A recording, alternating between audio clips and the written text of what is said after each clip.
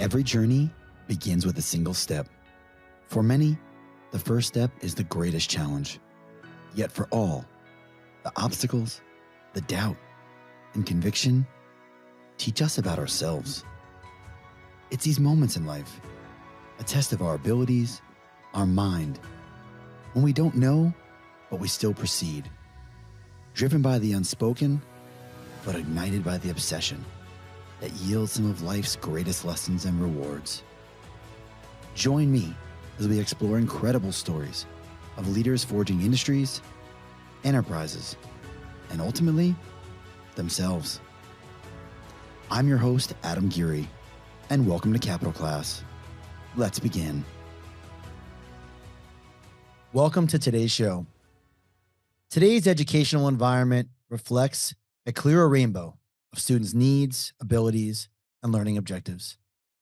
No time in recent history has a parent or student had as many options to achieve their primary objective: educate and prepare for life.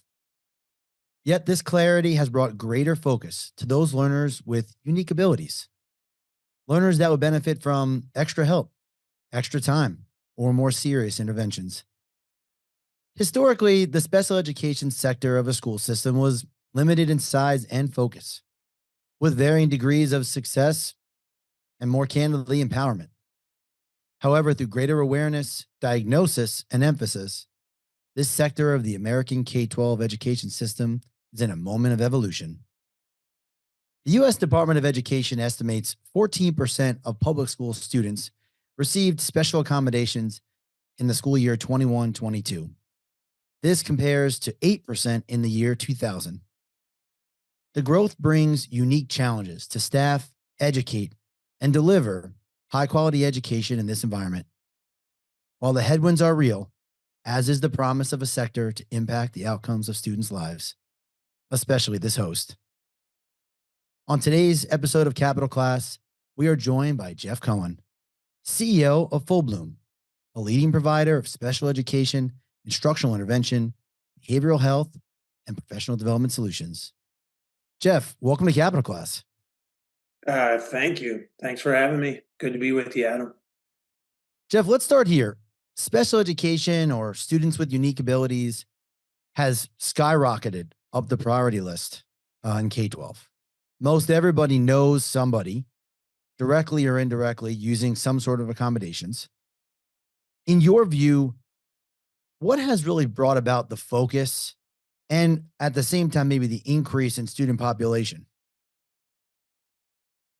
Well, there's a number of factors, right? I think on the good side of things, people are recognizing these needs more. They're being diagnosed more, right? There's more awareness. That's a good thing. If you think back decades, kids that had these same disabilities that we're talking about were somewhat ignored and thought, almost set aside as if they couldn't achieve the way their classmates can. So on the one hand, that awareness is a great thing, right? We know how to treat a lot of these disabilities. So with that awareness, with better treatment, obviously there's a higher volume of kids.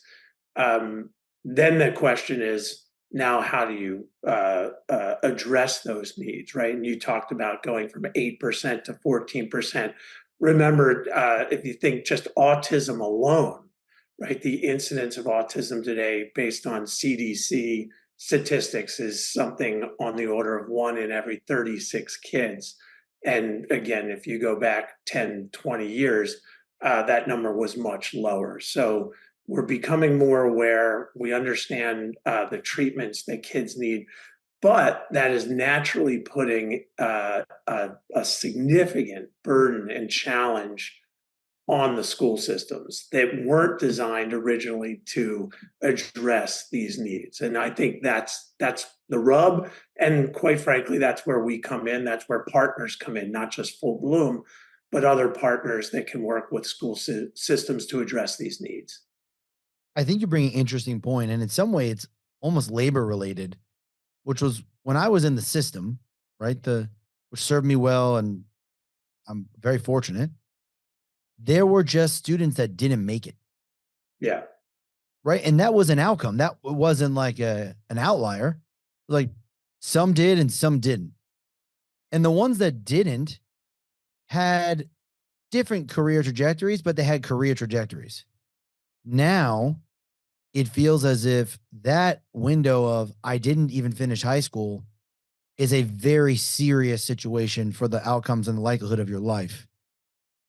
And furthermore, the system, as I've seen it, is designed for every student, right? The kind of atypical student.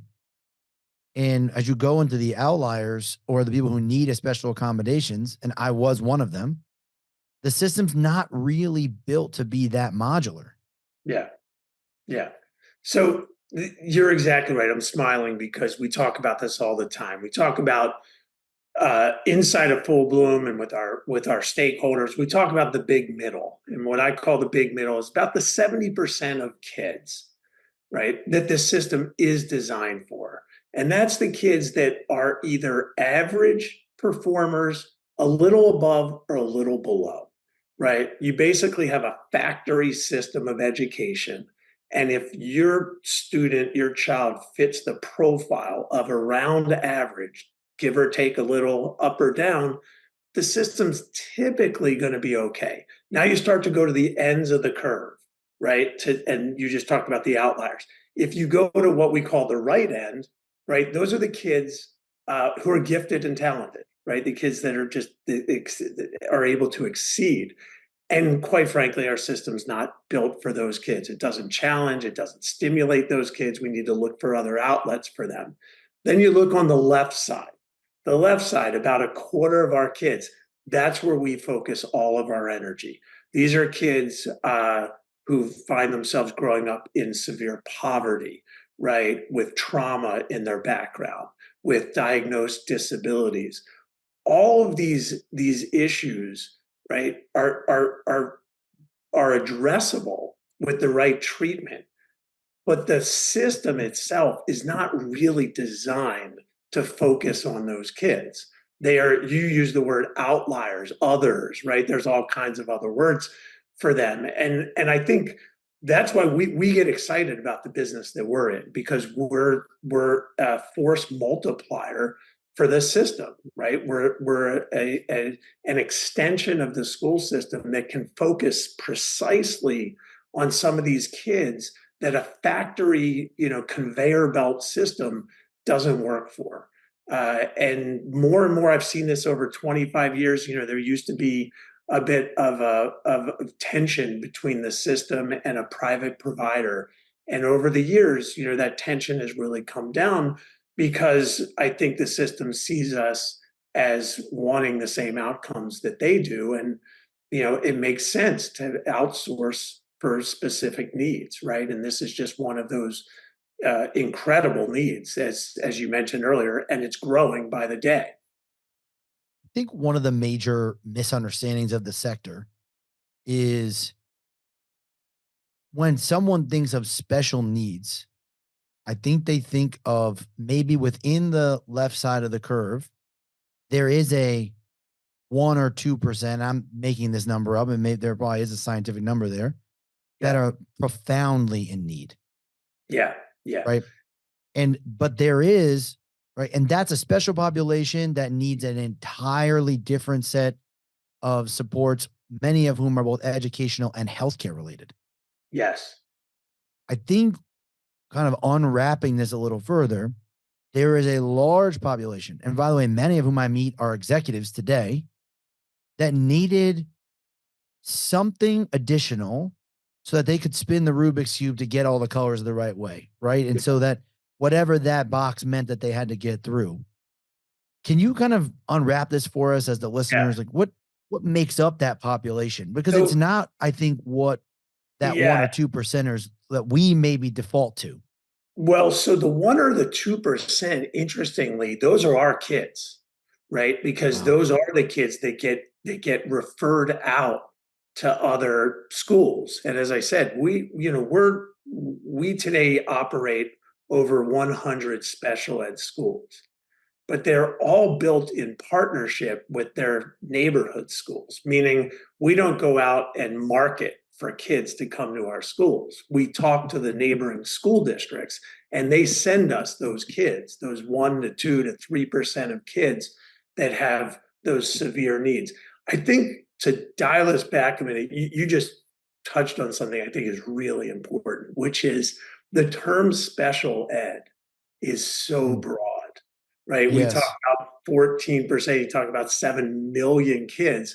And something you said in your opening, right? Unless we all know families, right, that have a child that's maybe in that population, but depending where they are in that population, you may have no understanding of what other parts of that population are going through, right?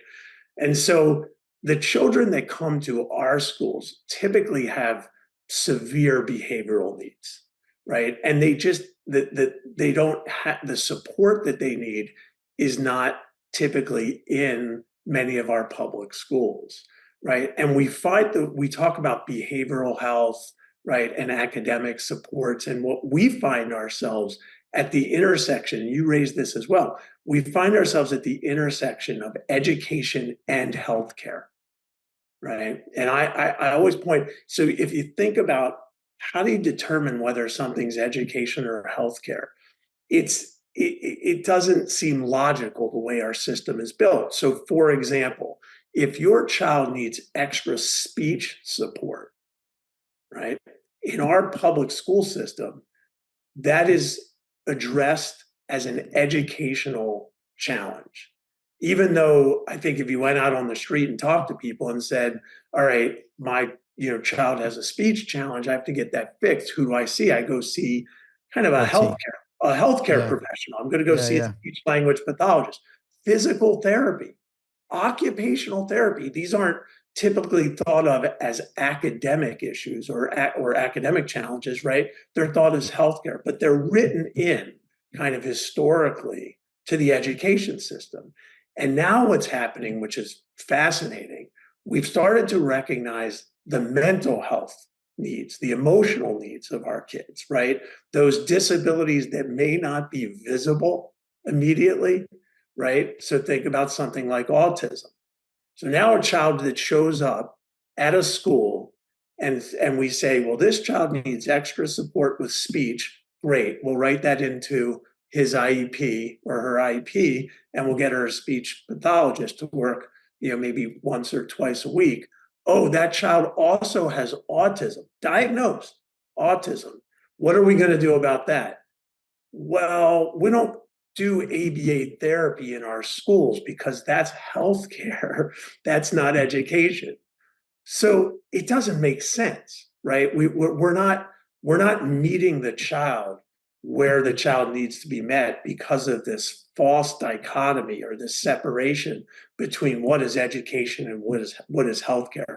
And we see these worlds kind of quickly converging. And that's where we're trying to be there for our school partners to say, look, we got you covered here, right? Because we have the behavioral health programming as well as the academic programming, and we can integrate those services in a way that addresses the needs of these kids because we understand. Look, we started a minute ago, we were talking about this. There's kids that have these challenges that the schools weren't set up for. The schools certainly weren't set up to be healthcare providers, but they're being asked to be healthcare providers, right? More and more. So there's this fascinating evolution that's going on, and as I said, we feel like we're trying to stay at the forefront of it and be there for the schools that need us. I do feel as if there's a beauty in the fact that even 10 years ago, the expectations of the lives of these students were just lower. Yes, And that has become less and less accepted. which is a And great thing. which is 100% a great thing. And there Yeah, are tons of examples where the student needed, again, that one or two extra things. I get it. Your population needs substantially more, yeah, but the system is doing, I think, its absolute best with what it's being asked to do, given that it has a very, very clear constitution and we hang a lot of other things on it.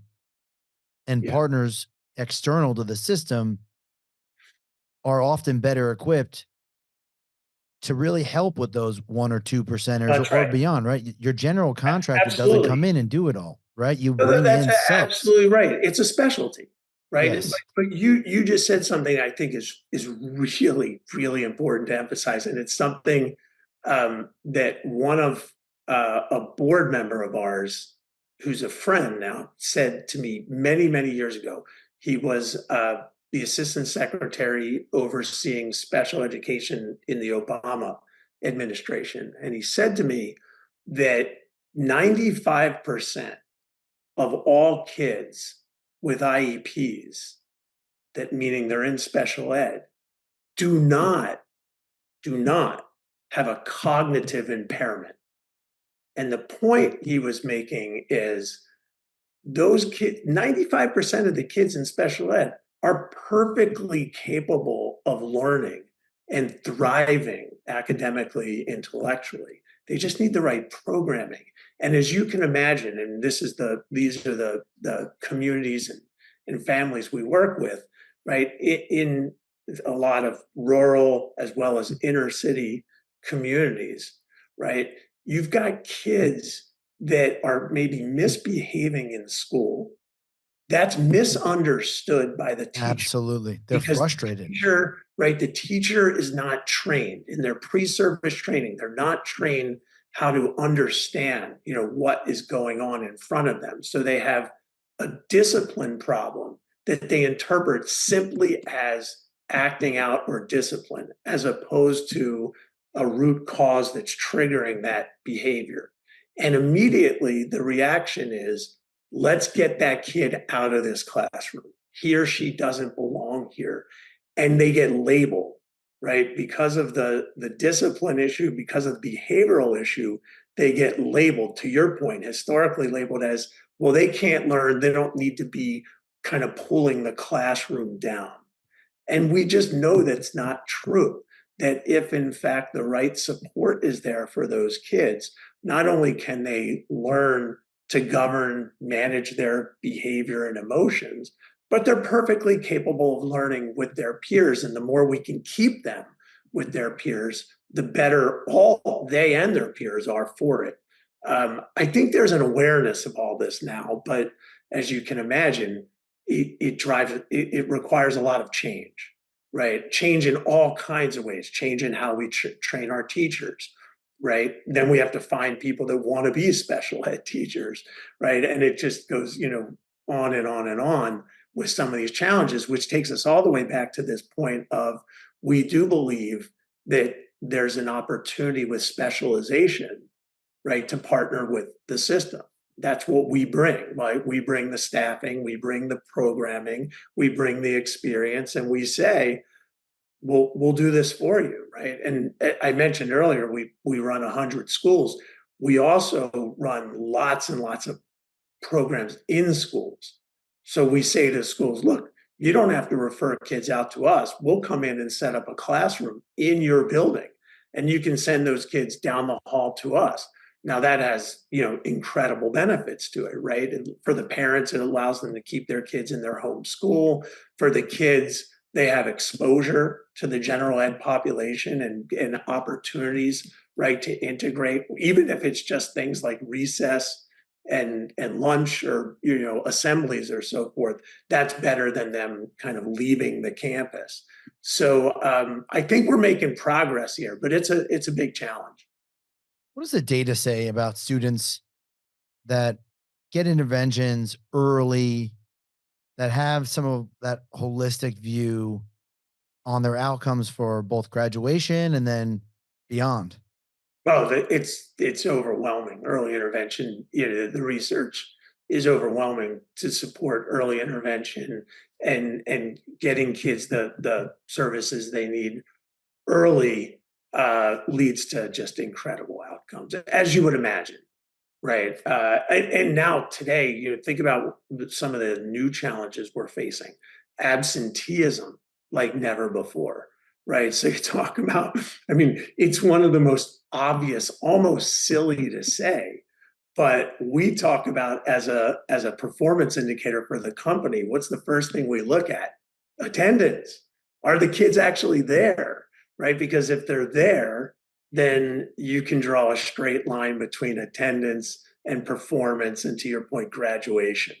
So it's something as simple as drawing the kids in with interventions and treatments that support them, that pull them into school. We have an amazing program that's a tier 2 SEL program called Empower You, where each child gets an asynchronous coach, right? So these are kids that have been through tier 1, kind of resiliency programming and evidence a need for a little more support. They get a coach that they're writing to on a website, and that coach is interacting with them day in and day out and prompting them on how to think about things and how to questions they should ask themselves and behaviors they should think about throughout the day. The engagement's off the charts. Because of that, the kids feel better about themselves. Because of that, they're coming to school, right? Because they're coming to school, they're doing better. And these things all build upon themselves. So the remedies, the treatments, the services are out there. We just have to get them to the kids. Hey everyone, it's Adam Giery, host of Capital Class, a venture of the Strategist Podcast Network. If you enjoy our stories of entrepreneurs building their enterprises and ultimately themselves, be sure to check out our other shows hosted by my colleagues as they explore leaders, entrepreneurs, and topics impacting the American education system. To learn more about On Balance, On the Clock, Swimming Upstream, and To the Point, visit strategistgroup.com/insights or visit Spotify, Apple, or any of your favorite podcast platforms. We thank you for listening to Capital Class and hope you enjoy.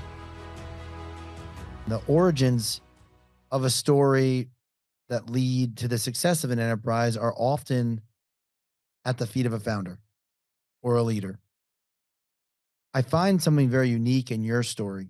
You begin in government, chief of staff for the Department of Labor, and then you transition into the education marketplace.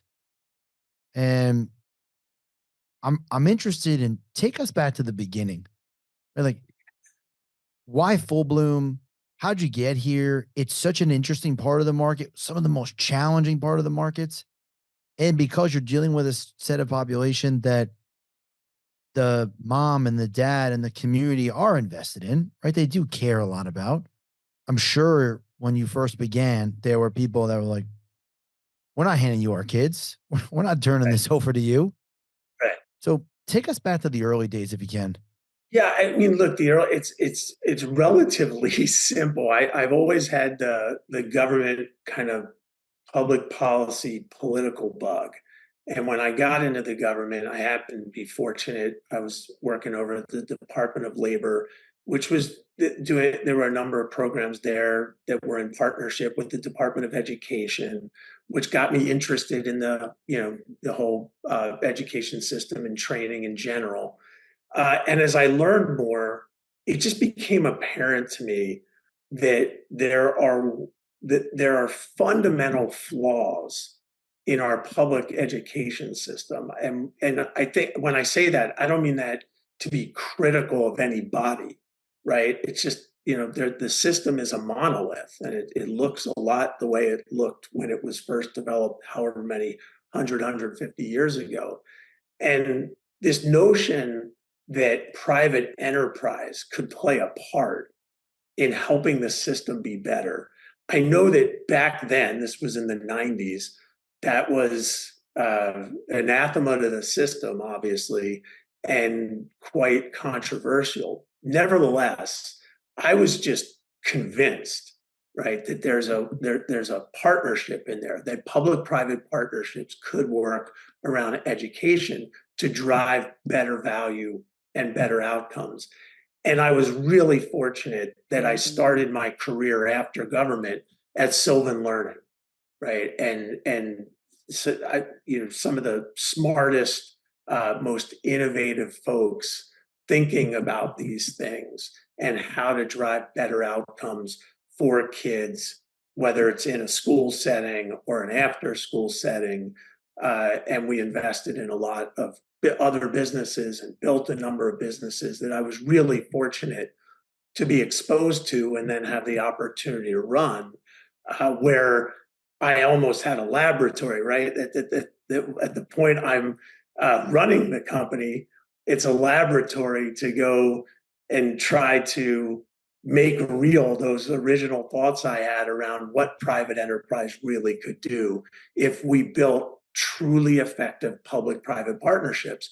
And today, again, I'm fortunate all these years later to be running a relatively large service provider, but it is founded exclusively on the idea of public-private partnership. All of our revenue is derived from schools or school systems, right? And so we are fully accountable to our public education partners for the services that we deliver. And we're proud of the services that we deliver, and we always have to do better. But I think there's a model in there, right? It really can work. In the early days, how big was the team? Oh, well, again, I joined Sylvan Learning in the 90s, and it was, at that point, Sylvan was one of the largest providers of retail, right, after school tutoring. What I thought was fascinating was that Sylvan was replicating its success outside of school in school partnerships. So we were building, it was a very small team, but we were building Sylvan Learning Centers in public schools with the idea that the idea was, look, if there are kids in suburban communities whose families can afford to send them to Sylvan, we have to find a way to get those same services to kids whose families can't afford them. And it turned out, now it's obvious, but back then, to us, we realized there were funding streams for this, right? And we would use Title I in partnership with a school and bring in a full-fledged Sylvan center. And that evolved over years to different models and different ways of thinking about providing supplemental intervention. But that business grew to be called Catapult Learning, which is, I believe, the largest provider of Title I services in the country today. And when I talk about services, I'm talking about thousands and thousands of teachers interacting with students in our host schools every day. We have, at Catapult, I think we're now over 8,000 teachers, which I believe means Catapult's the largest private employer of teachers in the country. I don't know of any other non-school system that employs that many teachers. So it's a deep experience base that we have in working with children that goes, as I said, all the way back. In fact, the roots of Catapult go all the way back to the 70s. We at Sylvan, we purchased a company that was doing this work in Title I. We purchased it in the 90s, but it went all the way back to its origins were in the 70s in Philadelphia. So it's been, we've been working and turning this thing, for many, many years and trying to perfect it. We'll never perfect it, but that's, what we're here trying to do. Part of your journey that I think makes this story special is that at one point you leave, let's say, the traditional operations side, right? And you head into the investment side. And the good investment can enhance access to powerful tools, the growth of these companies. How formative was your time in the private equity space to understand the broader view of the education market? And then maybe as a follow-on of that, Jeff, your work at FullBloom. Yeah. So again, very fortunate that when I was running Sylvan and in the Sylvan sphere, I was also close with some of the private equity investors that supported the company and had an opportunity, as you said, to move into the private equity space for a very short time. But it was interesting to me because I did want to see it from the investor point of view. right? I had been on the operating side. That's where I more or less had grown up in terms of my career. And I wanted to see it from the other point of view. And I will tell you, I quickly realized I liked being on the operating side. I think obviously we need all of these roles. We need the investors, we need the capital, we need the lenders, right, to make this all work. But as a sort of a day-to-day responsibility, I like, rolling up my sleeves and working with people to deliver programs, to deliver outcomes. So I quickly moved back into an operating role, and the role that I moved into really did just seamlessly evolve over time into my current role. Right? It was a number of different investors over the years. We acquired new companies. We've acquired a number of companies over the past dozen or so years. And so this has all evolved into what is now FullBloom. But I've been involved in the kind of predecessor of FullBloom for many, many years. There's a power in this, which is you experience something, right? I'm an operator like you. And I think everyone imagines the investor, right? The investor life from the outside looks glamorous. And Yeah, maybe as a non sequitur, I am in the recipient of a lot of investor talk, right? I'm an investor. This is an investor. I always say the coolest part about being an investor is maybe telling people that you're an investor. And right, then maybe follow right. on to that is the lapel mic on stage at some conference.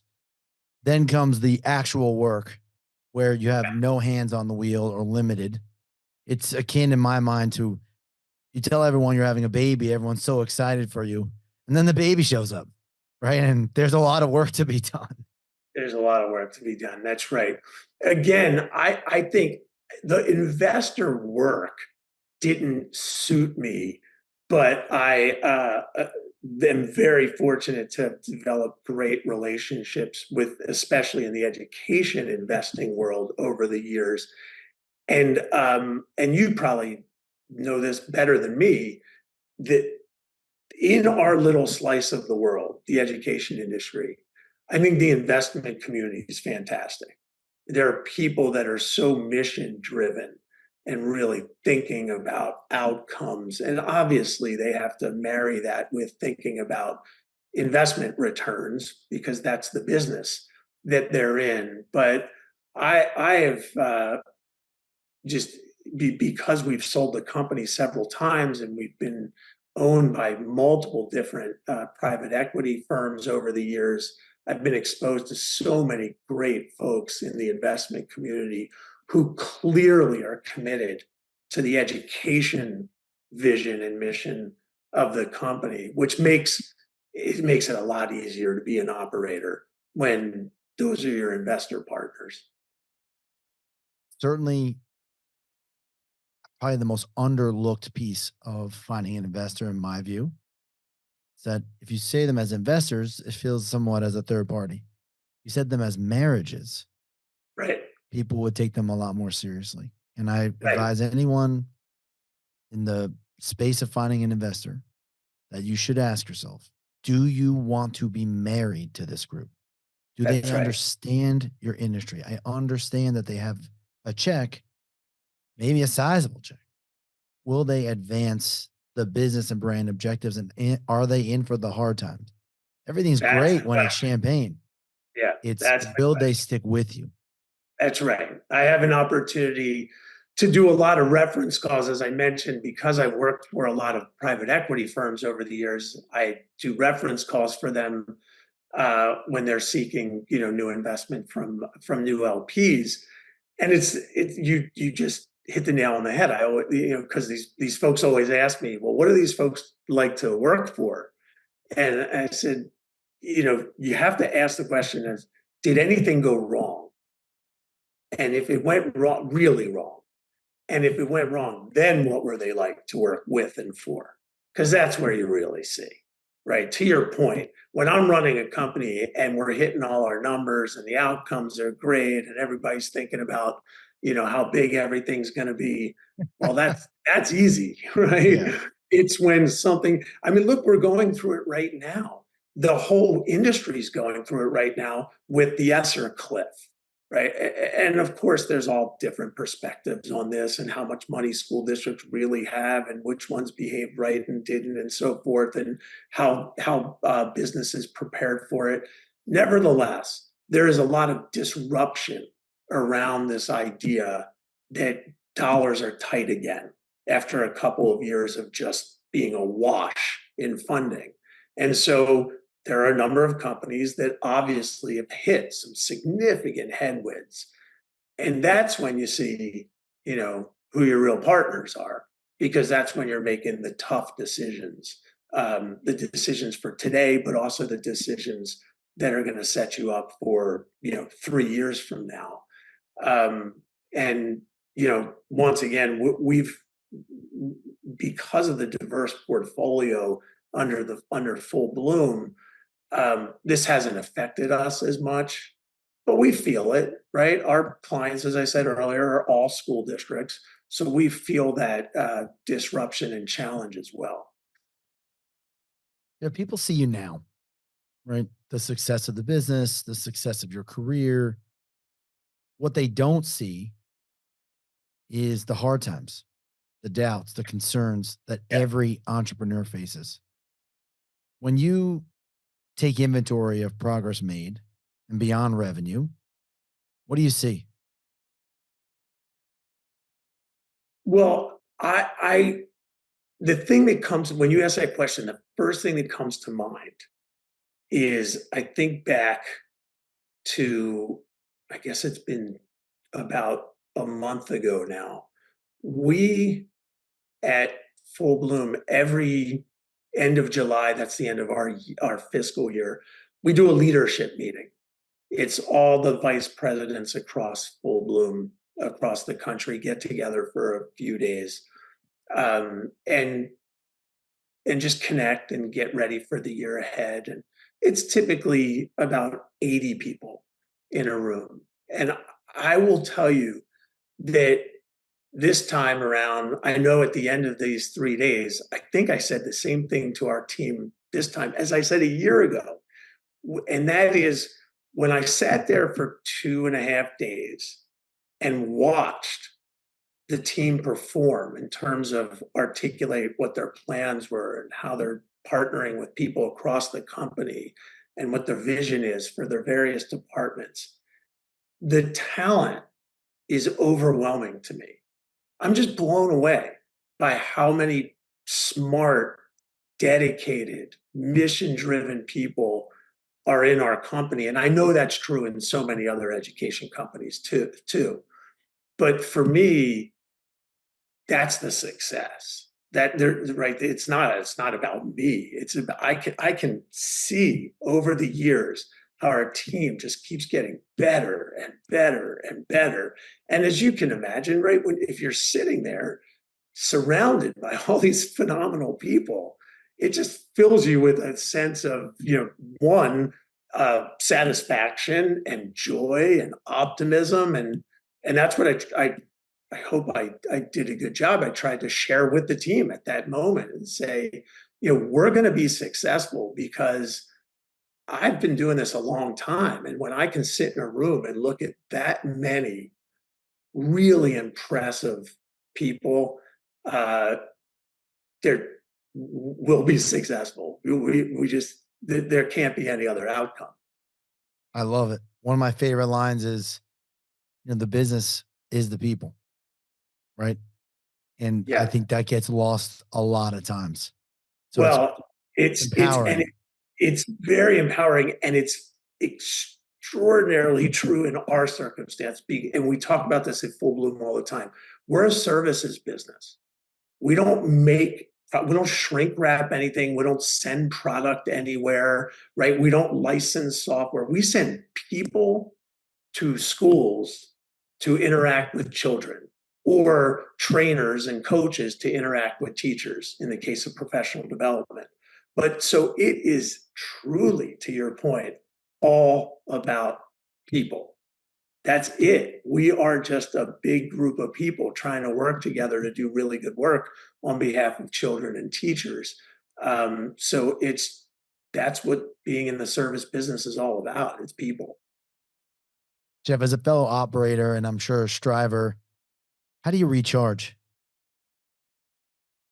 Well, I mean, this is probably going to sound ridiculous, but I don't feel like I need to recharge that much. I'm pretty charged, right? If you think about the opportunity as well as the challenge, that keeps me pretty charged, and it has for now many, many years. Don't get me wrong. I mean, like everybody, there are days, weeks, months where I'm thinking, okay, this is tough.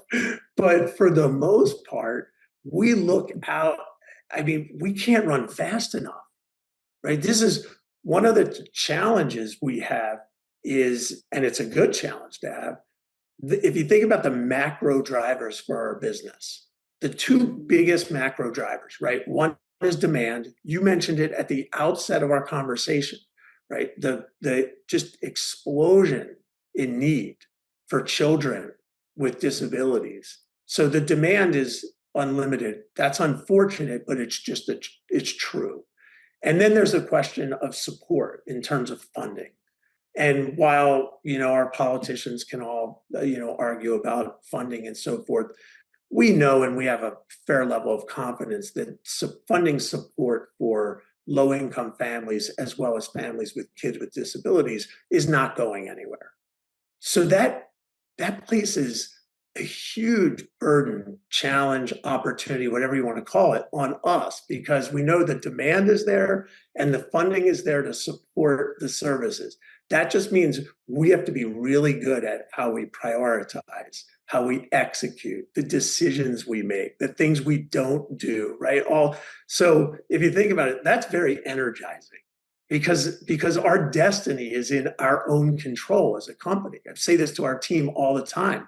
This is all about us making really good decisions and prioritizing the right things, which of course we don't always do, right? That's the challenge of figuring out where you made the mistake and correcting it. But it's not an issue, right? We don't have this concern that the opportunity is going to go away. Our concern is, are we being good enough? That's really energizing. That's why I say, I don't feel like I need to recharge too much. I'm pretty charged up. I can feel it. Jeff, in your Yeah. free time, what is it that people don't see? Hobbies? Hobbies. I do exercise a lot, right? Charged up. Yeah. I've a bit of a Peloton nut. I'm a tennis nut. Music, a lot of concerts. That's a lot of concerts. I love it. Yeah. Jeff, we end every show with our fast four. You're just right off top of your head, kind of as it comes to you. You ready? Yeah, I think so. As an entrepreneur, what trends are emerging that interest you? I mentioned it earlier. I think it's the conversion of healthcare and education and how those two things collide and are addressed in our schools. One place in the world everyone needs to visit. I would say the Taj Mahal. Wow, that's a first on the show. Great recommendation. Greatest area of growth for you in the coming year? I think it's a little bit what you just put your finger on when you asked me how I charge. I have to let go a little bit. Gotta let it, right? Let it go. There are times you just have to kind of take a step back and to have confidence in what those around you are doing. That's an area of personal growth for me. Powerful. Favorite podcast that everyone needs to be listening to? This is horrible. I listen to the Smartless, those guys. I think those guys, that's the flip side of all this we're talking about. It's fun to just listen and smile, right? If you can spend, a podcast just with a big smile on your face for a while, that's a good thing. So I know there are probably lots of other podcasts that would come to mind, but that was the first one that jumped to mind. Jeff, I've spent a smile on my face for the majority of this show. Thank you so much for sharing an incredible story. We wish you very much luck along your journey and your mission. And thank you for being on the show. Oh, thanks for having me. I've enjoyed talking to you, Adam. Take care. Thank you for joining today's episode of Capital Class. If you're interested in joining our next discussion, subscribe on Apple, Spotify, or any of your favorite podcast platforms. Capital Class is a venture with the Strategist Podcast Network. To view the entire lineup of shows, visit strategistgroup.com. I'm Adam Giery. Class is closed.